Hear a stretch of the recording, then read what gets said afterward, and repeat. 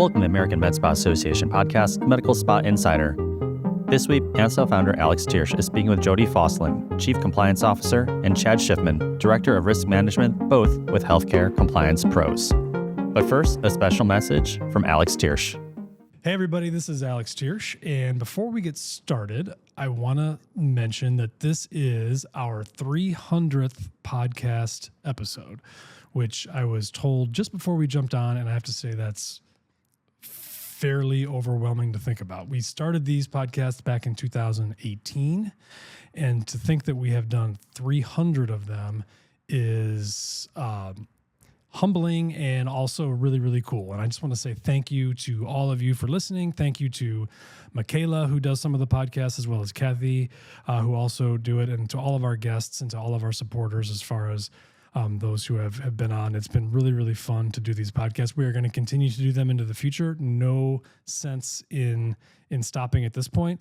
We've had 690,000 downloads and listens. So that's been, it's been something that we like to do. So anyway, thank you so much. Appreciate everyone listening, and we'll talk to you soon. And now, on to the episode. Alex Thiersch here. This is Medical Spa Insider, and this is the podcast for AmSpa. Welcome to the program. Thank you all for listening. We have a scintillating conversation, and I mean that seriously. Those of you are going to chuckle, but I am a lawyer by heart and by training, and we have the healthcare compliance pros on the podcast. And when we talk about compliance, I literally start to shiver with excitement, because it's exactly what we do. It's kind of what AmSpa is all about.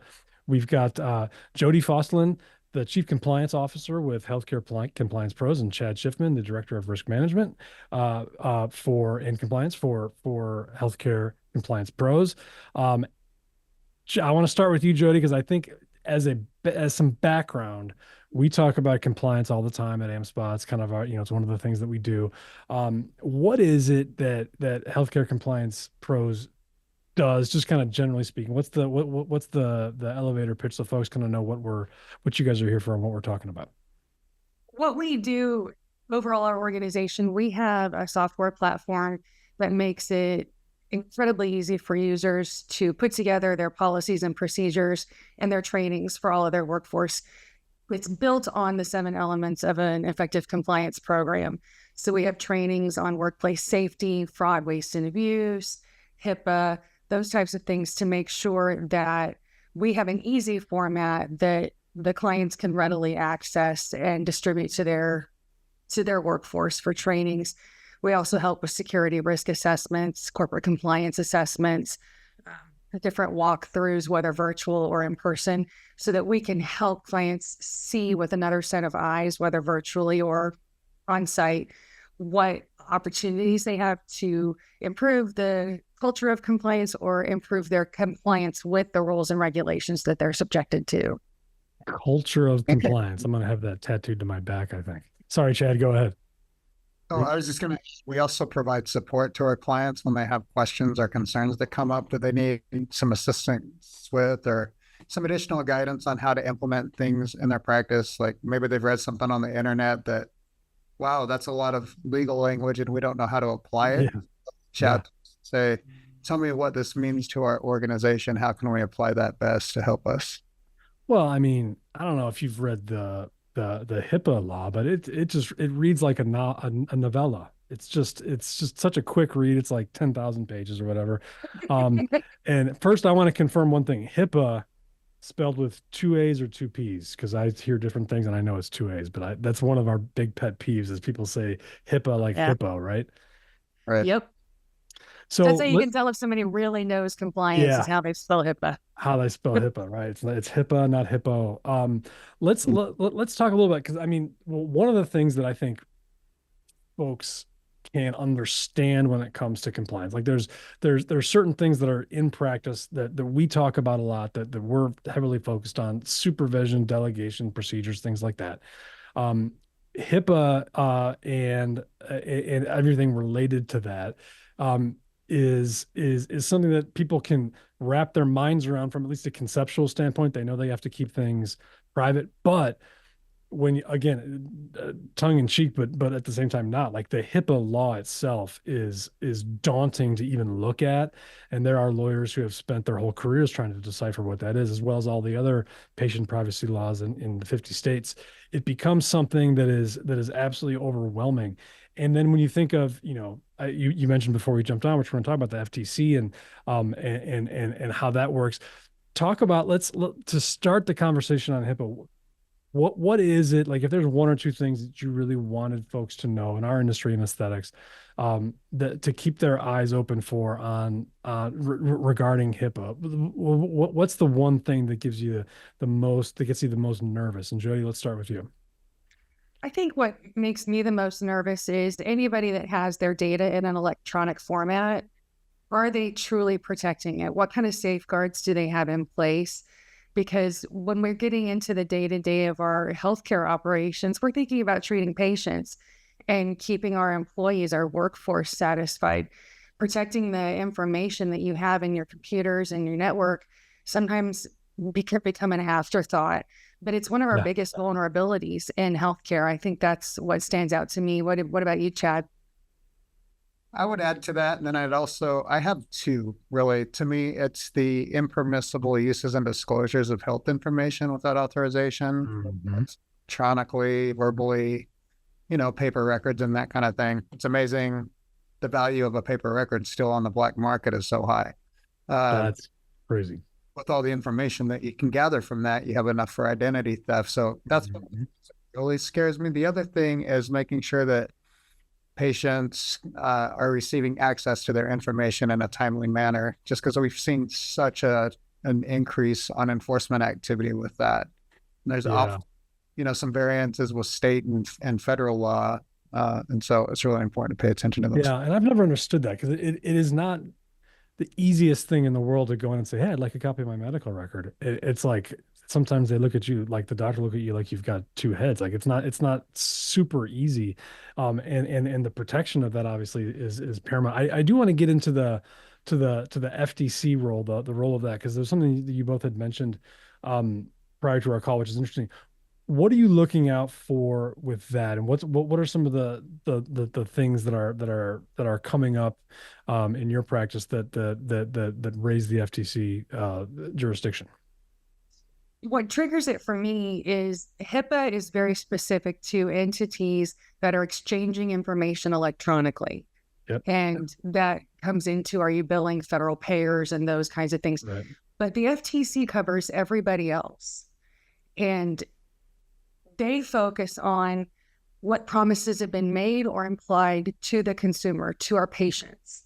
And if there's a broken promise, the FTC can come in and say, you didn't meet the obligations that your consumers thought you were meeting to protect their information. And the FTC has a lot more leeway in the fines and punitive actions that they can take. HIPAA is really prescriptive. Like you mentioned, it's a huge document, and it's very prescriptive on the penalties that can be assessed regarding breaches and things like that. The FTC, while they're following the same language as HIPAA, they don't have the same definitions for how they can punish an organization. And they're coming in and really looking at how companies are exchanging health information through mobile applications. Like, I have an Apple Watch on right now. I track my steps, I track my heart rate. And if I'm sharing that with a healthcare provider and a medical spa, because they want to see it, am I hydrating correctly and all that kind of stuff. If all of that data is shared, then one of those apps has a breach. All of the organizations that have that data could be involved. I think we forget how these wearables can really impact the risk that our clients, our providers, are taking on when they import and export information with some of those wearables. Yeah, no, and we've always talked about, the FTC mostly in terms of advertising, right? And things that you're putting out there into the world on social media, because Chad, have you seen kind of an uptick in the involvement of FTC in healthcare? And is that because of technology, or is there another reason behind that? I would say because of technology, yes. And then I'd also say because of deceptive practices that are happening from organizations or being targeted. Like, for example, we see recently like organizations stating, hey, look, we are HIPAA compliant, putting that on their website. Right.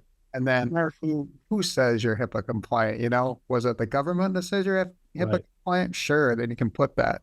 But if it's just your statement saying, hey, look, we're HIPAA compliant, then that raises the flag for FTC, especially in the event of an investigation. And is the FTC, to your knowledge, coming in because of what they see on websites? We always see that with state agencies where they literally, like, if there's a complaint or something happens, the first thing they do is go to the website and then they look at the language like, oh, this, and they kind of come after them. Is that something you're seeing with the FTC just because of resources? They're checking out the publicly available information? I think a lot of times what they're doing is a complaint will come into a different agency, and that agency will say, we don't cover this, but hey, FTC, you might want to take a look at this. And then they'll jump in and do their investigation. Or they could get a complaint from a consumer and then they'll dive in that way. But it could be simply looking at a website. It could be they're following, after a HIPAA breach, they'll follow the OCR and DOJ and take a look and see, has the consumer been has information been misrepresented to the consumer about what that organization is doing with their information or business practices. So it can be a multitude of avenues, whether it's through a different agency or direct from consumers. So now if a let's say a med spa gets an inquiry from the FTC, what is that? What does an investigation from them look like? I mean, because you've got OSHA investigations, you got board investigations, all these different types of things. FTC, I feel like, is a little bit of a different animal. Chad, starting with you, what do you like? What is that like? What is that? Is it a criminal investigation? How does that work? And how can folks protect themselves against that? That's actually a really good question, because a lot of what I would expect to see is them just receive like the notification and like a letter that you receive even from OCR. I think their processes are very similar. Yeah. And it's a fact-finding thing, like, we received this complaint, on such and such state, stating that you did this. And then they would obviously ask for information regarding that, how it was addressed, how, if they learned about it, if the complaint was received, all those types of elements. Jodi, what am I missing on that? I'm trying to think what else could be included there. But definitely, from my understanding, is it always starts with that letter that scares the heck out of you when you get it in the mail. And then you follow up, you're sending information, you're talking with your attorneys to figure out what are you obligated to send. And they're going to dig in, they may also look at what other types of information is out there about the organization, because they're going to look into everything that you have publicized towards your consumers to see if you've made any false claims or misleading claims about what your organization is doing, whether it's your core service or how you're protecting their information. Once they come in like that, they're going to look into anything and everything if they can. I think a good example of that with the COVID vaccines and some of the alternative treatments that they looked into, where there were some false claims on efficacy on those alternative treatments. And FCC got involved with some of that as well, saying, hey, look, this is deceptive. And then they investigated and ended up fining an organization a significant amount for that. Well, and the fines can be very significant from what I understand, right? I mean, we're talking daily 50,000, something like that. It can be debilitating especially to a small business. How frequent? I mean, that's one of the things that we struggle with, in that we teach, here's the scope of practice for your state, here's the compliance rules for your particular state, and then someone will say, well, how much is this enforced? Well, it's not really enforced that much. And so, what's the risk? There's all that. How active is the FTC right now in healthcare generally and in aesthetics? Is there any way to quantify that? I think it's growing. I'll let Chad fill in, but what we're seeing is the bigger the industry gets, the more they're taking a look at it, because there is not as much regulation on that side as there is on the covered entity HIPAA side. Right. And I think just general health information across the board is being heavily scrutinized. And I'm thinking that's why we saw that joint letter come out from OCR and FTC to warn organizations like, hey, look, you're very familiar with HIPAA. You understand what you need to do there for the privacy, security, and breach notification rules, for example. But are you familiar with the health information that you could be obtaining, say, like from personal health records and such? So I Right. think with so much being connected with the personal health records, and that, like whether it's continuous glucose monitors, whether it's, she talked about her Apple Watch or a Garmin or what have you, that information being exchanged. I feel like maybe a lot of that scrutiny came about when Garmin had their big breach a few years Mhm. back. Assuming that's like, okay, hey, look, we really need to consider that kind of health information that's being potentially shared. So, Well, and also, I mean, now you've got all the telehealth and the online pharmacies, and those things are, exchanging information too. It's kind of become a new way of practicing medicine and distributing information. What like I'm curious, like, so how can you all help folks that, let's say they listen to this and they're like, you know what, we do a lot of advertising or we collect a lot of data, whatever it is. I want to make sure that we're doing things correctly when it comes to HIPAA, when it comes to the FTC, other privacy rules. How do you all work with that? Do you come in and just look at all the stuff and say you got to do X, Y, Z, or what's the process there so we can get a handle on that? One of the first things that we're going to do is we'll take them through a risk analysis, and it's required by both HIPAA and the FTC. They have very similar expectations on making sure that the organization is conducting a thorough risk analysis to find their own vulnerabilities for information to get out. Right. And then what we'll do is help based on that and any other walkthroughs or surveys that we can do with them, understand what their core business is, and then what are they promising to their clients, to their patients, and are they fulfilling that? And as Chad mentioned, with organizations saying that we're HIPAA compliant, we're going to look for language like that and try to encourage modification of we follow the HIPAA and FTC regulations and expectations to protect your information to the best of our ability. But to state that you're compliant, even if you're compliant on November 21st, something could happen in a software upgrade that could take you out of compliance on the 22nd.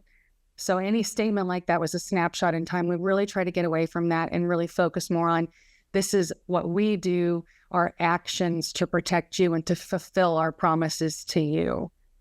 And I'd pick off of that and say that we make sure that organizations have implemented policies and procedures that are specific to their organization and that considers their unique circumstances.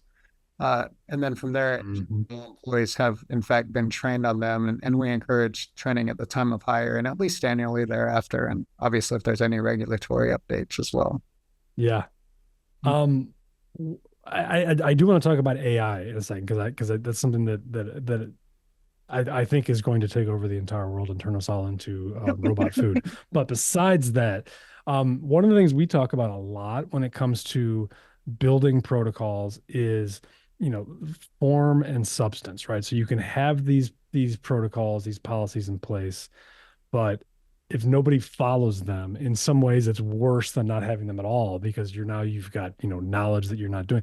How do you, what's your take on that? I mean, is that something that you guys deal with? And how do you, you talk about a culture of compliance, because really it's not just, it's not a box you check, right? Where you say, okay, now I'm compliant, I can move on. It is a kind of a way of living.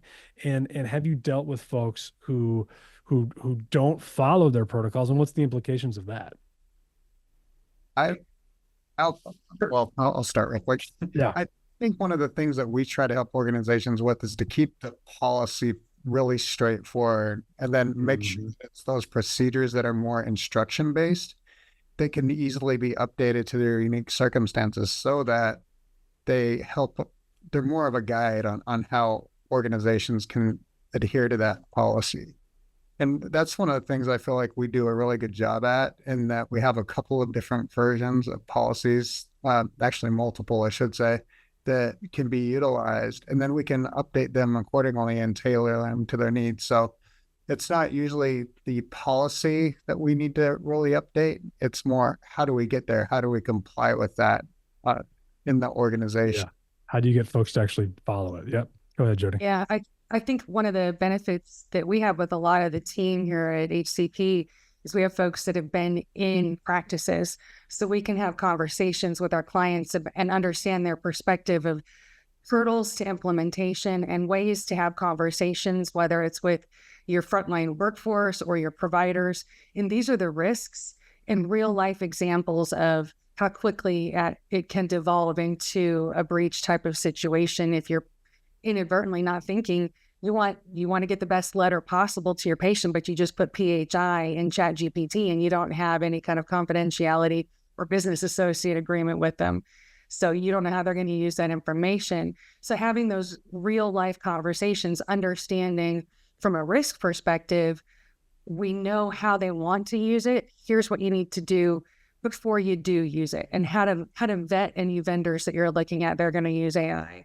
Because I know, especially when you think about skincare and practices that may partner with dermatology, there's huge benefits to using AI to look at, photographs of different skin conditions on different skin tones, because not everybody's had the opportunity to be trained on different skin tones.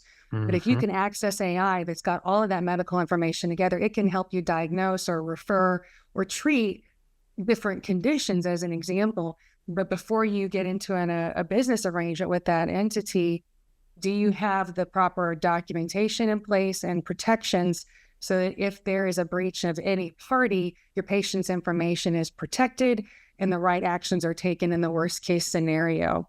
I think you've got both sides of those, clinical and the risk side from the information perspective.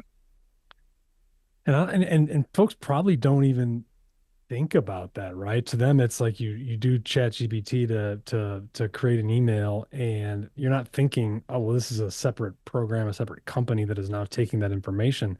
And AI is changing the way folks do business. I see lots of, whenever I see, as a lawyer, we've been approached to say, hey, can your law firm use AI to streamline things? And we're like, well, that's great. Yeah. But how do you deal with client confidentiality? How do you deal with all that? When this is all happening, and you guys are out for, a drink after work, and you're like, okay, what is AI going to do? Like, what's your biggest fear with AI and compliance? And like, how should we be approaching? Because there's no right answer, right? Because it's such a new, weird, undescribed thing. But Chad, what's your biggest fear with that, and what do you kind of think about that when it comes to AI, other than Cyberdyne Systems taking over the world and starting World War III? Well, I think my biggest fear is basically what Jodi's been talking about, is the privacy of information getting shared within AI. And then, with the learning models, how much of that information is used for further responses down the road as it picks up this information, and could it trace back? Like when you see some of the sources that are cited in different things, if somebody's inadvertently shared PHI, does that become a source, that's provided in AI? So different things like that would worry me more than anything. And then also I would add one more thing. It would be ensuring that the output that you're receiving in AI is reviewed for accuracy. Some of those things that come out and it's like, well, it gets you close, but you have some additional research and modification to do. Don't just copy and paste. So I would agree. Always accurate. Have you heard of AI hallucinations? I heard that term from another attorney, that the systems can sometimes confuse itself and give an answer that's completely inaccurate, that doesn't make sense. But if you don't edit it, you don't take the time to review it, and you put that out there as a work product, you've completely put out there something that's not accurate at all. The other side of that is plagiarism. If you're using something, it's not always going to give you all of the sources. I mean, I've played with Google trying to figure out, when it gives you that AI draft response, it's got the disclaimer that may not be accurate, and then the sources it gives don't always match up to its links. And when you put that into a healthcare perspective, even if you ask it, you give it parameters of what you're facing with a patient and ask it for its suggestion, it can hallucinate answers because it can pull false data off of the internet. It's only as good as what you put into it. then there's, implicit and explicit bias in the data out there. All of that feeds into the answers it gives. So like Chad said, it takes a really thorough eye to make sure that if you use that work product, it's been vetted. Yeah. Yeah. We're starting to see, virtual intake, virtual client services, right? Where, there's driven by AI, they're collecting patient data and coming up with a plan. I mean, are there issues with that? I'm always curious, like, what is that going to lead to? And the whole thing just kind of makes my head spin. But what's your thought on that, Chad? Uh, I think as long as the workflows are set up accordingly, you have the proper, agreements in place, different protocols and such. I don't see a huge issue with it. But again, it's also having somebody to verify that information that is received is accurate. I know that a lot of these technology models have been really well vetted, especially for those purposes. But I think the biggest issue still is verifying that information, making sure that you gathered the right information, that you have the right patient, that you have, the information that you need. And then again, I think the agreement that you have in place with that service is very critical because they'll be having access to health information. Yeah, I think the two risks I think of in that area are if you've got, the first thing I think of is a triage chatbot that a healthcare organization will have on their website. Do you have the proper protections on the website? If you can connect the answers, the Q&A through the chatbot back to the patient, you've got to make sure that data is being protected. But also from the risk side, folks, you can tell in general conversations with people, we don't always speak in the same jargon. So is the chatbot sophisticated enough to understand what they're saying, to pick up on emergent situations that could come through, and does it address the patient's concerns in the right manner to avoid risk? If you figure out what the patient is telling you is something that's a highly allergic reaction that could be life-threatening, a human would probably pick that up. But is the chatbot going to pick it up? Is it going to know what questions to ask to tell that person you need to be seen now? It's like I said, it's all in how well you build it. It's all built by humans and then takes that data. Granted, it's much faster than we are, but making sure that all of that input data is the best it can be. Yeah, I heard somewhere, I don't know if this is true, but like in China, or I think it was China, there is a hospital or some sort of a clinic that is run almost entirely by AI and computers, where they just spit out diagnoses and stuff like that. Oh, wow. That seems problematic. That seems scary to me. I default to how the American Medical Association refers to AI. They call it augmented intelligence. Yeah. So emphasizing that you can use it to augment the art of medicine with the physician. The AI can focus on the science and pull it in with you. And then the physician is the artist that takes everything together and puts it with the patient, because that patient is unique. Everybody is unique. And there's similarities, but there's still going to be those nuances. So I don't know about you, Chad, but that really scares the heck out of me. 100% AI hospital. It does. Well, I was just at a health organization who has a complete virtual check-in process. You go there and you stand right in front of the camera and you check in. They don't have a receptionist or anything like that. And they verify all of your information, why you're there, who you're there to see, and update all of your details. It was real fascinating to watch how that worked. And one of the things that she kept saying is, "You're misspelling my name. You're misspelling my name." And then it finally got it right. But it was really interesting to watch that whole process. So this wasn't, she wasn't typing it in. It was talking on camera. Yeah. Wow. Typing to it. There was an option to use the keyboard if needed. Those who maybe couldn't talk or something like that, but it was really fascinating to watch. It's that, but at the same time, that from a compliance aspect, like, it just opens up. Pretty soon we're going to have compliance AI bots talking to healthcare bots about their compliance protocol. And then the humans are going to be making sure that they're having the right conversation. Personal question for you, Chad. Hope you don't mind. What is your favorite protocol of all time? Favorite protocol of all? There's got to be like one. You just wake up, you're like, man, I hope I get to enforce one of these. Oh, Think about that one for a minute. I don't know All what right.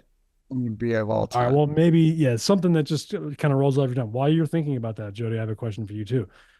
I assume you always, when you were a little girl, wanted to grow up and be a chief compliance officer. It was the thing that you dreamed about doing. Um, how does one become a chief compliance officer and get so ingrained in the compliance world that you become the chief? I started out on the regulatory side of things early on in my career, helping my organization understand the regulations that were coming. So I was in the advocacy side. I'm a strong believer in following the rules, but if you don't like them, let's figure out how to change them. And then I shifted into always have had that as part of my responsibilities, but I've had leadership roles in managing practices as well.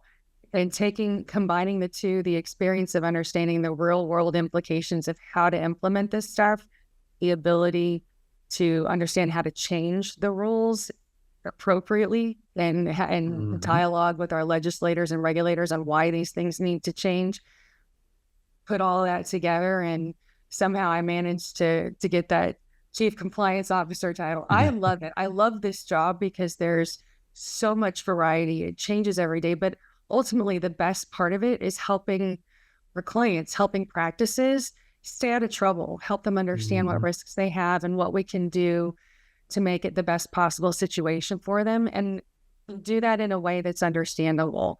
Like you said, HIPAA is huge. The FTC Act is huge. How do we simplify it down, distill it so that it's understandable, implementable, and we're here to help? That's what I love about it. Yeah. Do you find that, because we always, when we talk about, compliance in the healthcare aspect, we're always struck by how as lawyers we're contacted generally too late in the process, right? You want it to be done earlier so you can set things up. Are you typically contacted after something has happened, or and how do we go about changing that, right? Because like that's the thing. We don't want it to be after, because then it's not that it's too late, but it's more expensive. There's more to do. There's more pieces to pick up. Whereas if you're putting the puzzle together correctly at the beginning, you don't have to worry about that. Is that something you guys deal with? Oh yeah, Chad? I would Yeah. say, go ahead, Chad.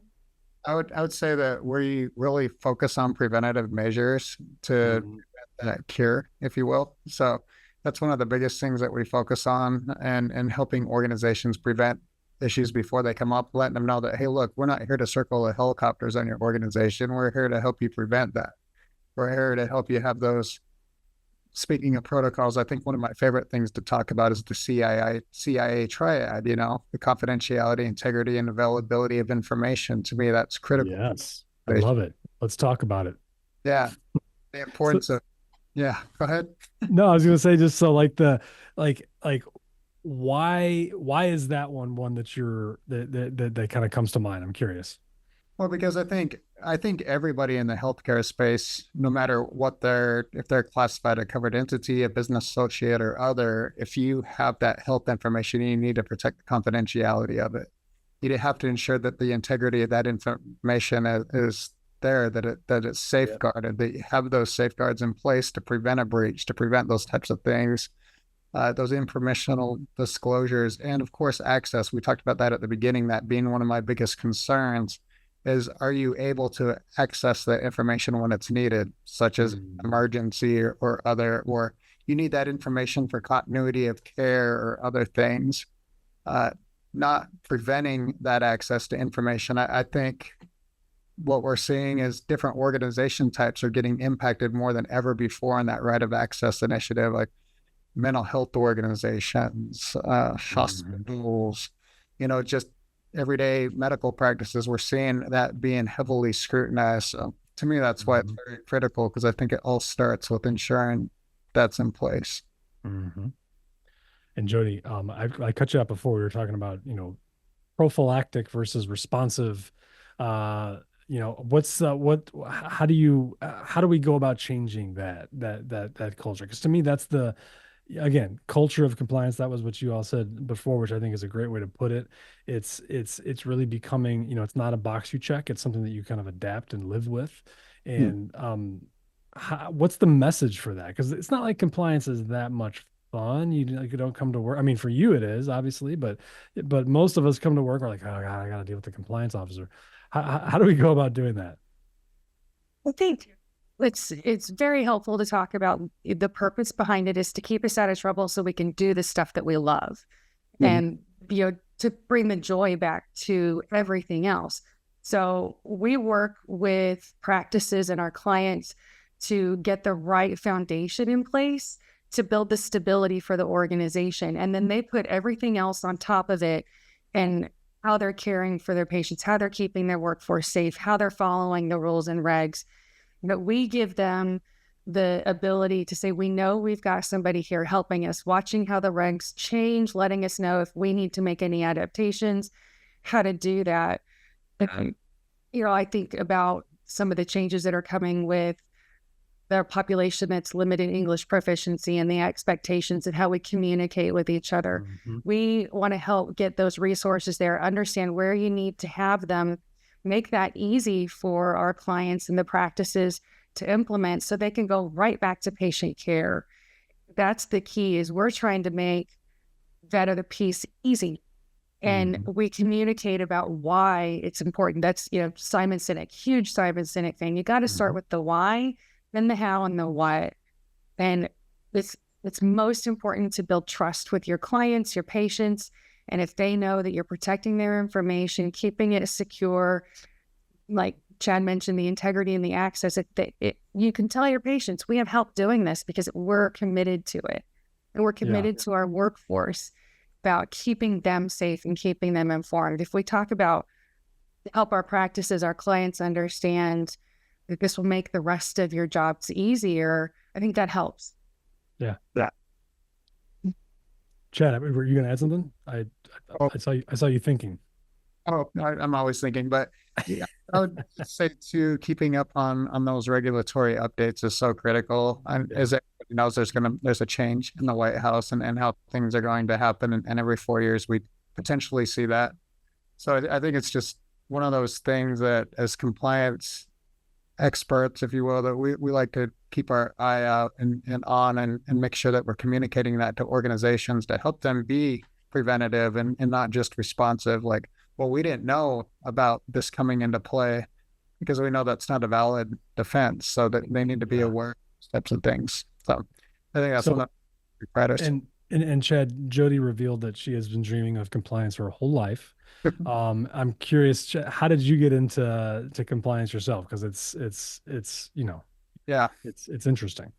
Well, it's an interesting backdrop for me. I mean, I started out actually working with people back in the days and the social side of things, and went into health information technology, basically. And then from there, got more onto the administrative side, and then compliance just fell on naturally from there. So, all right.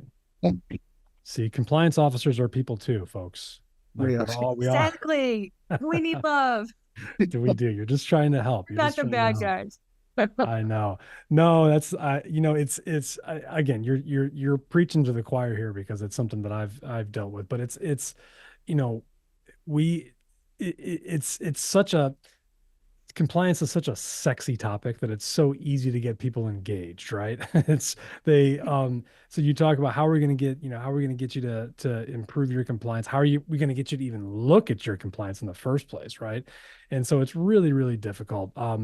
But Jodi, what you said, I thought resonated with me, because one thing that I don't know that we do enough of is turn the work and the hard work, sometimes the headache of compliance, into a sales tactic, right? Like it should be something that can be like, this is what we're doing to help you. We care enough about what's going on that we're taking these steps to make sure that your data is secure. I mean, I feel like that's something that should be said more. What do you think? Yeah, I think, again, back to what we said earlier, you don't want to say I'm HIPAA compliant, but these are the steps that we take on a regular basis to make sure that we're earning your trust, whether it's how we protect your information or how our providers are staying up to date on the most advanced medical technology in our field. It goes hand in hand, because you can ruin someone's life if their PHI is sold on the black market. As Chad mentioned, it's so valuable. Right now, you're seeing a credit card or a bank account go anywhere from $1 to $10. You can see a health record go anywhere from $100 to $1,000, because a bank account or a credit card can be canceled. But someone's medical record, if you've got their emergency contact information, their family history, you're probably also going to have answers to security questions for their personal accounts and things like that. And you can create false claims with it. You can get medical care underneath someone else's name. You can get their prescriptions. If you find somebody that's got narcotic prescriptions for pain, it's possibilities of what can be done with a medical record are endless, it feels. And the more we see, just the Change Healthcare breach is a huge example. At least a third of the country's been affected by that. Yeah. So now more than ever saying, these are the steps that we're taking as a provider. We care for you physically, and we're caring for your data too. I think that can help build a lot of trust, because I can imagine there are some people desensitized to it right now, because like me, I've had breaches from Target and other organizations. Then those people that are really worried, we're going to pay attention. What are you doing for me? I love my healthcare provider, but are you also protecting all the information you take about me? And so, Chad, how does Jodi know what things cost in the black market? I want to know that. She's on the dark web. No. I'm really good. Well, there's publicized reports out there. I'm sure there are.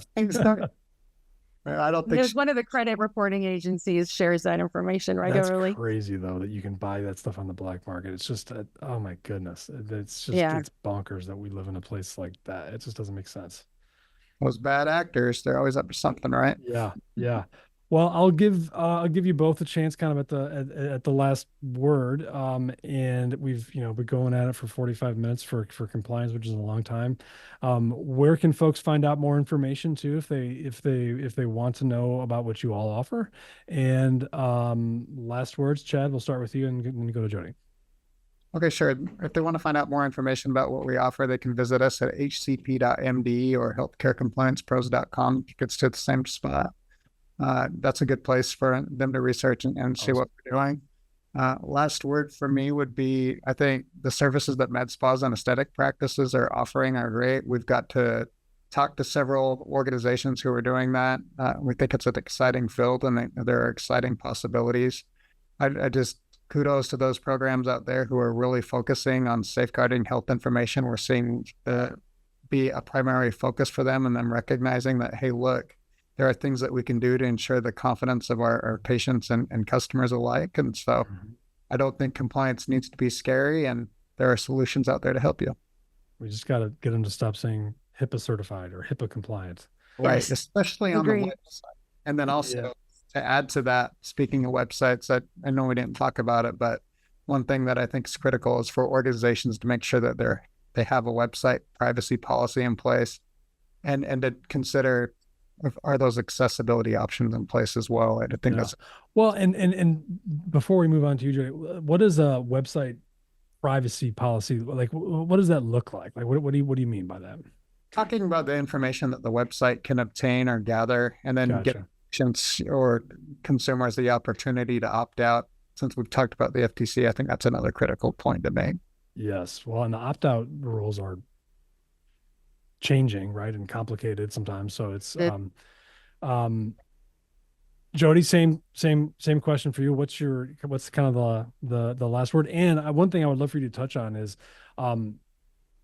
what is it about aesthetics and med spas in particular that gives you guys that encourages you to get into that industry, and what makes it appealing to you as far as these types of practices? Sure.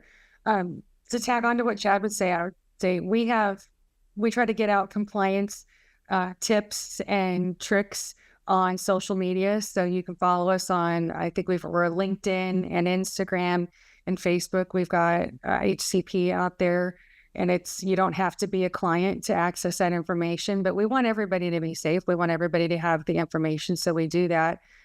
I think what we want to do for the med spa and aesthetics industry is we want to make sure that we're thinking about the things that you aren't, that we're focused on the behind the scenes, keeping you safe, keeping you protected, so you can focus on working with your clients and treating your patients.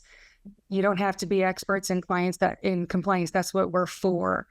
And we'll make sure that you have what you need to carry on your business, so you don't have to think about and aren't kept up late at night by what happens if we have a breach or all that. We're here for that. Yeah. Yep. Well said. And I didn't ask you if you had a favorite protocol or provision of a protocol. You'll have to think about that. We'll put that out on Instagram for you, because everyone's going to be waiting with bated breath. I'll have to think about that. There are so many. I think my favorite thing to do, though, is check for upcoming rules and regs and see how I can respond to them. I love doing that. Yeah. It takes a special kind of person in a special situation to be able to do that. So that's amazing. I love it. Well, I appreciate both of you coming on, and definitely check you out again.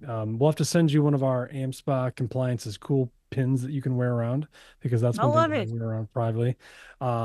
So, and we'll be seeing you guys soon. We'll have to have you back on and have compliance updates periodically to see what's going on. And, but yeah, I appreciate it. Hopefully you are actual human beings and not AI generated cyborgs. Okay, good. Well, 100% human. That's what an AI bot would say too. So do we know for sure? I'm not sure. Thank you both for coming. I appreciate it. Thanks for having us. Thank you for listening to or watching the Medical Spa Insider podcast. Please follow or subscribe wherever you listen to your podcast, and subscribe to our YouTube channel for future episodes. For more information about the American Med Spa Association, please check our show notes or in the description below.